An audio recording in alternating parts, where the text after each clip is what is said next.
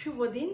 আশা করছি তোমরা প্রত্যেকে ভালো আছো, আর আমিও পরম গুরুর আশীর্বাদে ভালোই আছি। তো আমার মেয়েও আস্তে আস্তে সুস্থ হচ্ছে, তবে হিমোগ্লোবিনটা খুব কম 8, সেই জন্য চলাফেরা করতে গেলে একটু শ্বাসকষ্ট হচ্ছে, মাথা ঘুরছে, একটু দুর্বল লাগছে। যাই হোক, খাবার দাবার খাই, ওকে ঠিক করতে হবে। ওষুধ তো চলছে, ওষুধের সঙ্গে সঙ্গে পথ্যও দিতে হবে। তো যাই হোক, সেসব বাদ দাও। আগে একদিন আমি বলেছিলাম না একটা অভিশপ্ত পরিবারের গল্প, তো সেই অভিশপ্ত পরিবারের বাদবাকিটা থেকে গেছে, পুরোটা সেদিনকে বলা হয়নি। শুধু বলেছিলাম যে ওই দিলীপদার এক ভাই সুইসাইড করে মারা গেল এবং একটি মেয়ে কি করে হারিয়ে গেল। তো তারপরে অংশটা বলি। তো ওই শেলিদি আর দিলীপদার তো অনেক বছর বাচ্চা কাচ্চা হয়নি। আমার বড় মেয়ে হওয়ার ঠিক 3 মাস পর তাদের একটি কন্যা সন্তান জন্মেছিল, মানে এখনও সে আছে, ভালোভাবেই আছে। তো তার নাম দীক্ষা মঞ্জুরি আমি বলেছিলাম। তো সেই দীক্ষা মঞ্জুরি হওয়াতে তাদের বাড়িতে তো আনন্দের সীমা পরিসীমা নেই। এত বছর পর একটা ছোট্ট সদস্যা এসছে বাড়িতে।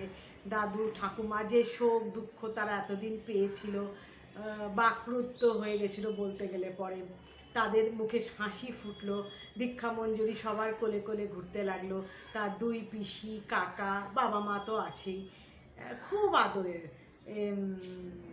তাকে আদর যত্ন করে বড় করা হচ্ছে। একটু বড় হওয়াতে তাকে ক্যালকাটা গার্লসে ভর্তি করা হলো। ধীরে ধীরে বড় হচ্ছে।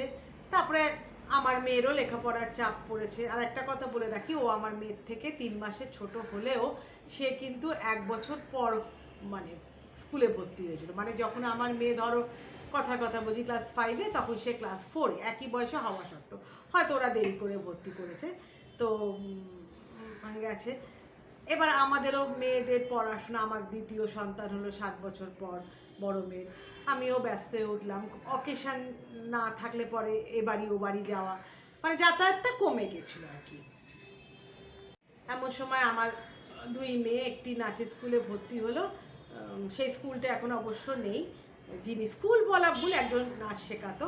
তো ওই ওড়িশি, তো ওই কলেজ স্কোয়ার আছে না, মানে মাঠটা, পুকুরটা আর কি, তার পাশেই একটা গলিতে ঢুকে।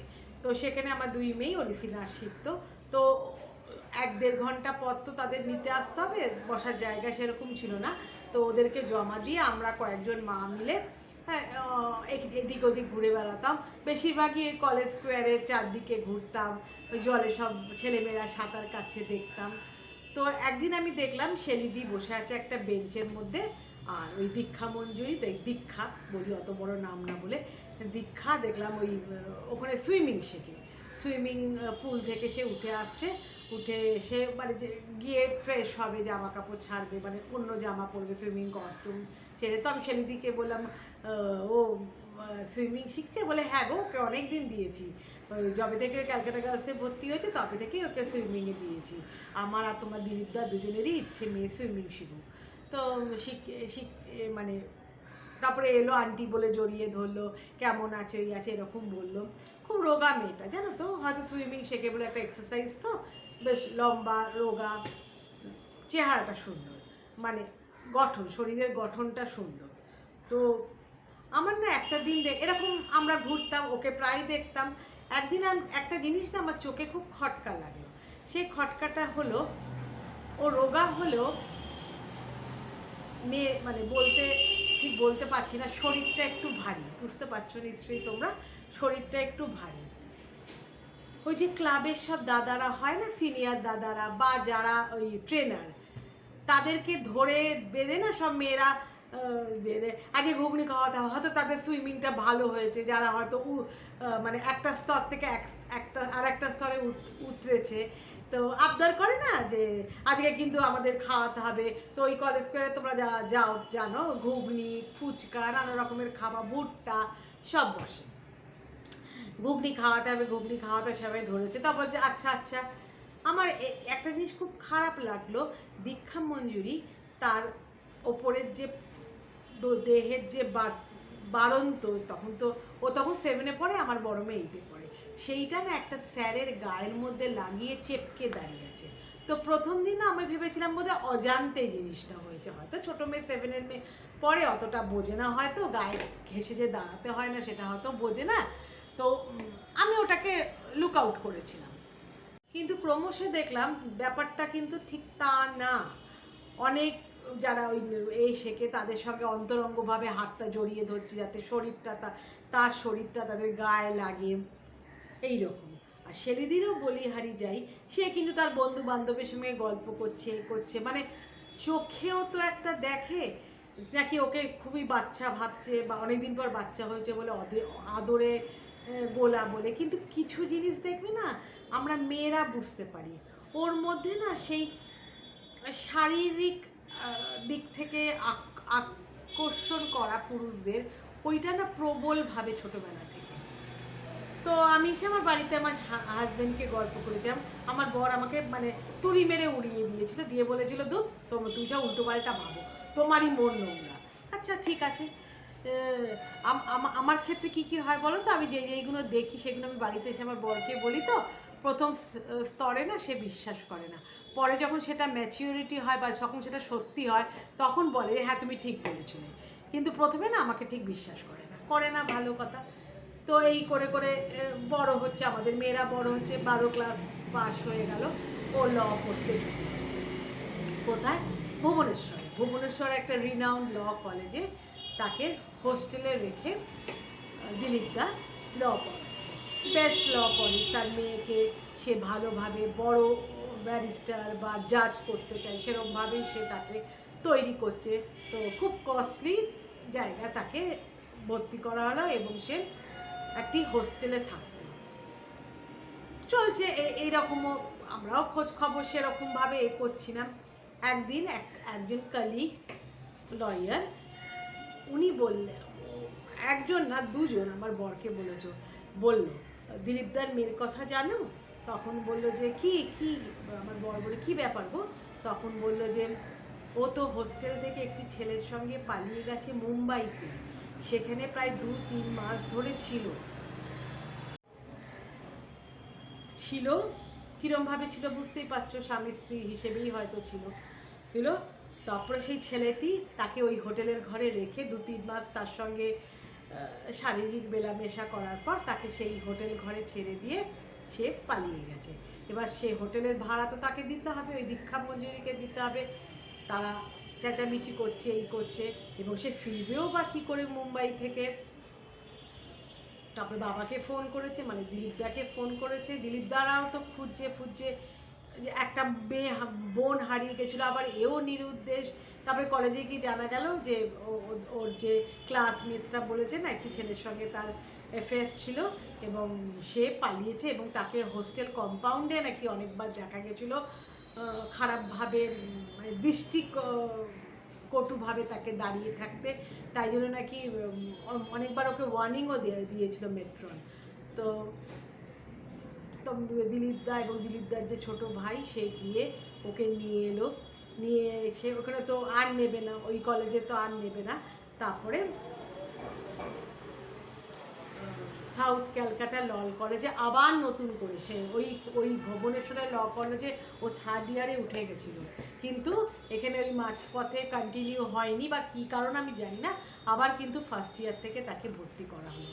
ভাবো কতটা আঘাত তাদের বাবা মা বা বাড়ির লোকেরা পেয়েছিল, যে মেয়েটা এত বছর পর তাদের কোলে এলো, তাকে পরম আশা নিয়ে মানুষ করতে লাগলো, তার এই অবস্থা। তো যাই হোক, আবার সে ভর্তি হলো কলেজে, আবার প্রথম থেকে তার পড়াশোনা খরচা সাপেক্ষও তো বটে, এগুলো তো সবই প্রাইভেট কলেজ। তো ইন দ্য মিন টাইম কী হলো, ওর যে ঠাকুমাটা মা দিলীপদার মা মোটে 3 দিনের জ্বরটা সেরে গেছিলো। তো দুপুরবেলা না বিকেলের দিকে 3:30-4টের সময় ওই ভেজা জামা কাপড় সব বারান্দায় থাকে না, ছাদে থাকে, বারান্দায় থাকে, তো জ্বরটা সেরে গেছিলো। তখন একটু ওই জামা কাপড়গুলো ভাঁজ করে যার জামা কাপড় আলাদা আলাদা করে রেখে দিত এবং শেলিদি সবার ঘরে ঘরে সেগুলো দিয়ে দিত। তো দেবা উনি ভাঁজ টাজ করে হঠাৎ ওনার নাকি শরীর খারাপ, নিশ্চয়ই শরীর খারাপ হয়েছিল, সেটা ওই ওনার যে হাজবেন্ড মানে দিলীপদার বাবাকে বলেছিল আমার না শরীরটা খুব খারাপ লাগছে, আমি শুয়ে পড়ছি, আমি পরে উঠে চাটা খাবো বলে সে নাকি শুয়ে পড়েছিল। এবং শুয়ে পড়ার পর সে মানে আর উঠছে না, তখন ডাক্তার দেখালো, ওই ঘুমের মধ্যে সে এক্সপায়ার করেছে। ও দাদু ঠাকুমাও তো এই ব্যাপারটা জানে, নিশ্চয়ই জানে মানে তাদের মনেও তাদের আদরের যে একটা নাতনি, সে তাদের মনে কতটা দুঃখ দিয়েছিল। এবং দিলীপদার যে বাবা যে মানে তার নাতনি অন্ত প্রাণ ছিল, এবং স্ত্রী মারা যাবার পর এবং নাতনির এই কুকীর্তি দেখার পর ওনারও আর বাঁচার ইচ্ছে থাকলো না। মানে সেদিদি পরে বলেছে, মানে মেয়ের কথাটা অত করে না বললেও বলেছে বাবা না মারা যাবার পর না এত দুঃখ পেয়েছিল, ওদের মধ্যে এত মানে প্রেম ভালোবাসা ছিল স্বামী স্ত্রীর মধ্যে, যে বাবা বলতে গেলে খাওয়া দাওয়াই ছেড়ে দিয়েছিল। কিন্তু আমি জানি শুধু ওইটার জন্য না, নাতনির শোকেও সে খাওয়া দাওয়া ছেড়ে দিয়েছিল। তো সাউথ ক্যালকাটা গার্লস কলেজে পড়তে লাগলো। যখন লাস্ট সেমিস্টার, তার আগে দিলীপদা মারা গেল। মারা যাবার কারণ হলো ওই যে মুম্বাই চলে গেছিলো, তারপর থেকে এই কলেজে ভর্তি করলো বটে, দিলীপদা কিন্তু মদ্যপান আরম্ভ করলো। মানে ওই যন্ত্রণা দুঃখ, মানে বিকেলে চেম্বার করতো না, কোর্ট থেকে ফিরে মানে ল প্রফেশন ছিল তার প্রাণ, সে বাড়ি ফিরে এসে আর চেম্বার করতো না। হয়তো যেখানে রাত্রি 10টা পর্যন্ত চেম্বার করতো, হয়তো 8টা পর্যন্ত করে ওই মদের নেশায় সে ডুবে যেত। রাত্রিবেলা সে খাওয়া দাওয়া করতো না, অত্যধিক মদ্যপান করতো, লিমিটের বাইরে, বোতলের পর বোতল। মানে এতই সে শকড হয়েছিল মেয়ের আচরণে। এবং ইতিমধ্যে মেয়েটি একটি মুসলিম ছেলের সঙ্গে গোপনে বাড়ির মানে না জানিয়ে বিয়ে করেছিল, রেজিস্ট্রি ম্যারেজ করেছিল, এবং পরে ল পাশ করলে একসঙ্গে সংসার করবে ভেবেছিল। সেটাও দিলীপদার কানে কোনো কারণে গেছিল। শেলিদি আর দিলীপদা মানে কি বলবো, মানে আবার তো তাকে সুযোগ দেওয়া হলো প্রথম থেকে পড়ার জন্য।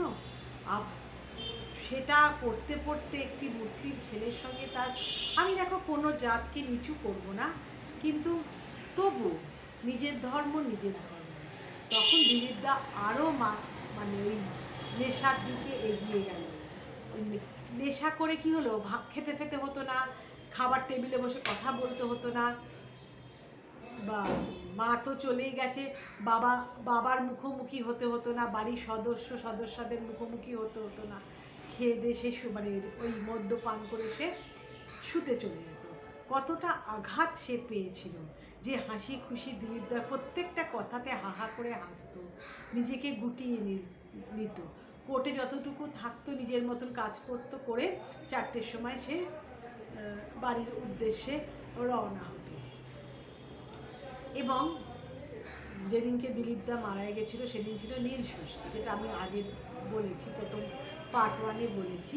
তো আগের দিন, ঠিক নীল ষষ্ঠীর আগে, 2016 নীল ষষ্ঠী আগের দিন সে কোর্টে গেছিলো, কাজ ছিল, মামলাও ছিল প্লাস কাজও ছিল, তো খুব কাজ ছিল। তো যেহেতু আমার বর এবং সে কাছাকাছি তাদের টেবিল ছিল বসার, মানে একই ডেস্কের মধ্যেই ওরা বসতো মুখোমুখি চেয়ারে। তো আমার বর নাকি বলেছে এত কাশছিস কেন, ওষুধ খেয়েছিস? তখন সে বলেছিল হ্যাঁ কাশির ওষুধ খাচ্ছি, আমার মনে হয় আমার গায়ে একটু জ্বরও এসছে, শরীরটা ভালো লাগছে না। তো আমার বর বললো এলি কেন? তখন বললাম যে না, আজকে আমার একটা মামলা ছিল, তাছাড়া কিছু ক্লায়েন্ট এখানে দেখা করতে আসবে যারা আমার বাড়ি যেতে পারবে না, ওদের সঙ্গে আমার একটু মিটিং ছিল, ওই জন্য আমি বাধ্য হয়ে এসেছি। তো তখন বলে তাহলে তুই তাড়াতাড়ি বাড়ি চলে যা। বলে হ্যাঁ এই করে আমি চলে যাব। তখন গায়ে হাত দিয়ে দেখা গেল বেশ জ্বর আছে, বলে তুই এক্ষুনি গিয়ে কোনো ডাক্তারের সঙ্গে অ্যাপয়েন্টমেন্ট করে বাড়ি যা, বা বাড়িতেই ডাক্তারকে কল দে। গায়ে হাত দিয়ে তো মনে হচ্ছে যে 102-250 তো জ্বর হবে। তো সে বাড়ি ফিরে গেল। বাড়ি ফেরার পর নাকি রাত্রিবেলা তার জ্বর ক্রমশ বেড়েছে। তখন সে তার ভাই যে ছিল আর একটা কথা বলতে ভুলে গেছি, ভাইয়ের মানে ছোট যে ভাই ছিল দিলীপদা, তার ইতিমধ্যে বিয়ে হয়েছিল, কিন্তু সেই বিয়ে বললাম না একটা অভিশপ্ত পরিবার, সেই বিয়েও টেকেনি। সে একটি নন বেঙ্গলি মেয়ে মানে গুজরাটি মেয়েকে বিয়ে করেছিল, সে এই পরিবেশে মানাতে পারেনি। 3 মাস না 4 মাসের মধ্যে সে ডিভোর্স দিয়ে, তার মধ্যে তো ডিভোর্স হয় না, তখন সেপারেশনে তারা আছে, 1 বছর তো হতে হবে, তো সেপারেট হয়ে গেছিল। একটার পর একটা খারাপ জিনিস, মানে কোনো জিনিস ওদের বাড়িতে ভালো না দেখছি। তো যাই হোক, এই প্রসঙ্গে আসি, দিলীপদা বাড়ি গেল, তখন রাত্রিবেলা যখন 2-2:30 বাজে, তখন তার জ্বর 103, 4-এর কাছাকাছি। তখন সেলিদি বললো ইমিডিয়েটলি নার্সিংহোমে দিতে হবে। তখন যে ছোট ভাই বলল ঠিক আছে, ওষুধ দেওয়া হোক, কিছুটা ধাতস্থ না হলে তো দাদাকে নিয়ে যাওয়া হবে না, ডিকনজিন বলে একটা ওষুধ আছে, সেটা দেওয়া হয়েছিল। তারপরে সেই ওষুধটা খেয়ে একটু জ্বরটা কমেছিল, এবং তার মেয়ে ওই দীক্ষা মঞ্জুরি পড়ছে, কারণ তার লাস্টের সেমিস্টারটা চলছে, তখন চলছে। তো পরের দিন সকালবেলা ডাক্তারে নার্সিংহোমে যাবে, তো ভোরবেলায় 6টা 6:30টায় উঠে সামনে যে বারান্দা, সেই বারান্দাতে গিয়ে নাকি দিলীপদা দাঁড়িয়েছিল কিছুক্ষণ, সামনেই তো ওই সন্তোষ মিত্র স্কোয়ার দেখছো, মানে দেখতো ওখানে দাঁড়িয়ে দাঁড়িয়ে, রোজই সকালে দেখতো চা খেতে খেতে, সেদিনকেও নাকি চা খেতে খেতে দেখছিল। এবং ওরা না খুব ভোর ভোর উঠতো, 5টা 5:30টার মধ্যে ওদের সকাল হয়ে যেত। তারপরে ও ভাই বললো যে যার ওই সেপারেশন চলছে, একটাই তো ভাই বেঁচে ছিল, আর 2 বোনেরও ইতিমধ্যে বিয়ে হয়ে গেছিলো। তো ভাইটা এসে বললো দাদা তুই তাহলে রেডি টেডি হয়ে নে, তাহলে তোকে আমি আমাদের এই মৌলারিতে না সেভিয়ার বলে একটা নার্সিংহোম ছিল, এখনও আছে কিনা জানি না, তো ওইখানে আপাতত তোকে ভর্তি করা হোক, তারপরে দেখা যাক কী করা যায়। তো বলে তাকে রেডি হতে বললো। তখন সে চান টান করে, মানে গাটা জ্বর হয়েছে, গা স্পঞ্জ টঞ্জ করে পরিষ্কার জামা কাপড় পরে বলছে আমার না শরীরটা একটু খারাপ লাগছে, বুকটা কীরকম শ্বাসকষ্ট হচ্ছে, আমি একটু শুয়ে নিই, তোরা গাড়িটার ব্যবস্থা কর, আমি যাচ্ছি, নিচ থেকে ফোন করবি, আমি চলে যাব। তো আর নাকি গরমও লাগছিলো, এসিটা চালিয়ে দিতে বলেছিল সেলিদিকে, তো এসিটা চালিয়ে দিয়েছে। তো জামা কাপড় পরে রেডি হয়ে শুয়েছিল। তারপরে ফোন করা হলো, ফোন ধরছে না, তো সেলিদি রান্নাঘর থেকে দৌড়ে দৌড়ে এসে বলে নাকি বলেছে যে কী গো ফোনটা ধরছো না কেন, আমাকে সেই দোতলার রান্নাঘর থেকে দৌড়ে দৌড়ে আবার 3 তলায় উঠতে হচ্ছে, সমানে ফোনটা তারের স্বরে বেজে চলেছে। বলে ফোনটা ধরে দেখে ওর ছোট ভাই বলছে গাড়ি নিয়ে এসছি, দাদাকে নিচে পাঠিয়ে দেবো। আমরা ওঠো, গাড়িতে চলে এসছে, চলো আমি আর ওই দীক্ষা দুজনে মিলে হাত ধরাধরি করে নিয়ে যাই, সেদিনকে ওর পরীক্ষা ছিল না, গ্যাপ ছিল, পড়ছে, ধরাধরি করে নিয়ে যাচ্ছি, কিন্তু দিলীপদা আর ওঠেনি। তারপরে লোকাল ডাক্তারকে ডাকা হলো, বললো হার্ট ফেল করে মারা গেছে। তা আমি এটাকে ইচ্ছা মৃত্যু বলবো না তো কী বলবো, ইচ্ছা মৃত্যু। তারপরে ওই মেয়ে অর্ডার দিল, একে তো ওর বাবার মৃত্যুর জন্য ও দায়ী, 80%ই দায়ী। সেই মেয়ে বলল আমার যতদিন না পরীক্ষা হচ্ছে ততদিন বাবার শ্রাদ্ধ করা যাবে না, কারণ শ্রাদ্ধটা তো আমাকেই করতে হবে, যেহেতু আমি মুখাগ্নি করেছি। ভাবো কি ব্যাপার, মানে কি, মানে অডাসিটি, একটা মেয়ের এত কেলেঙ্কারি করা সত্ত্বেও, এত অন্যায় করা সত্ত্বেও, তার পিসিরা এসে বোঝাচ্ছে, তার দাদু তো তখন আরও ভেঙে পড়েছে। তারপরে না হবে না, আমি শ্রাদ্ধের কাজ করব, এবং আমার পরীক্ষা না হওয়া পর্যন্ত শ্রাদ্ধ হবে না। মানে আমার শুনে না ঠাস ঠাস করে মারতে ইচ্ছে করছিল।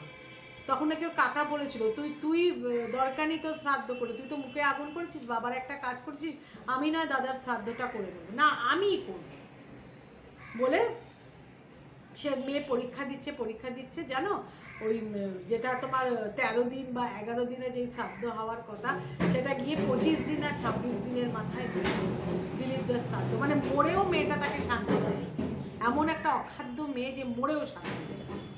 তো ওই শ্রাদ্ধর কাজকর্ম হলো, আমার বোনেরা কেউ যায়নি। এবার ও তো ওকালতি পাশ করে লয়ারও এলো, এবার ওকে ডিম্যান্ড করছে যেই চেয়ারে ওর বাবা বসতো সেই চেয়ারটা, মানে সেখানে সে বসবে এসে। এবার যে ডিপার্টমেন্টের যে হেড তারা, মানে এক তো রাগ ছিল মেয়েটার ওপর এরকম অসভ্যভাবে, এবং প্রত্যেকেরই বিশ্বাস ছিল ওদের এই পরম বন্ধু বা কলিগ ওই মেয়ের জন্য, ওই মেয়ের আচরণের জন্য, কুকীর্তির জন্য তিল তিল করে নিজেকে শেষ করে ফেলেছে। সেখানে তাকে চেয়ার দেওয়া কিছুতেই হবে না, তার সিটটা ওখানে দেওয়া হবে না। সে ঝগড়া ঝাঁটি বস্তিবাসীর মতন নাকি আলটিমেটলি সে সিটটা তাকে দেওয়া হয়নি। সে তখন অন্য জায়গায় অন্যত্র কোনো লয়ারের চেম্বারে বসেছে এবং হঠাৎ ও ডিসাইড করলো যার সঙ্গে রেজিস্ট্রি ম্যারেজ করেছিল না, যার জন্য বাবা মানে ওই মুসলিম ছেলেটি, সেও কিন্তু লয়ার, তার সঙ্গেও ঘর করবে না, কারণ তাকে মুর্শিদাবাদে থাকতে হবে। সেই তাদের বাড়ি থেকে বলা হয়েছে বাড়ির বউ এখন 2-3 বছর ঘর সংসার করবে, ছেলে মেয়ে হবে, তবে তুমি এসে আবার ল প্র্যাকটিস করতে পারবে। তো তাই জন্য ও ডিভোর্স ফাইল করে ফেলল যে না, ওর সঙ্গে আমি ঘর করব না, আমি ছেড়ে দেবো। তো এই করে করে ছাড়াছাড়ি হয়ে গেল এবং মা আর মেয়ে থাকে।